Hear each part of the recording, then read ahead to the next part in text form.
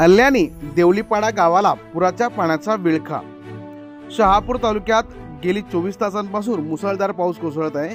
मुसळधार पावसामुळे काळू नदीला पूर परिस्थिती निर्माण झाली। काळू नदीच्या पुराच्या पाण्याने अल्यानी देवलीपाडा गावाला विळखा घातला असून गावाजवळ असणारी भात पिकाची शेती संपूर्ण पाण्याखाली गेली आहे। शेतकऱ्याचे यामुळे मोठ्या प्रमाणात नुकसान झाल्याचं पाहायला मिळतंय। दरवर्षी पावसाळ्यामध्ये नदीला पूर आल्यानंतर अल्यानी देवलीपाडा गावाला पुराच्या पाण्याचा विळखा बसतो।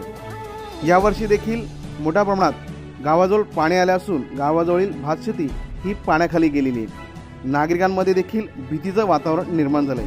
पुराच्या पाण्यात वाढ झाल्यानंतर हे पुराचं पाणी गावाजवळ असणाऱ्या काही घरांमध्ये देखील शिरण्याची शक्यता असते। यामुळे प्रशासनाने देखील काळजी घेत अल्यानी गावकऱ्यांना सतर्कतेचा इशारा देत सावधानता बाळगण्याचे आदेश दिलेले आहेत।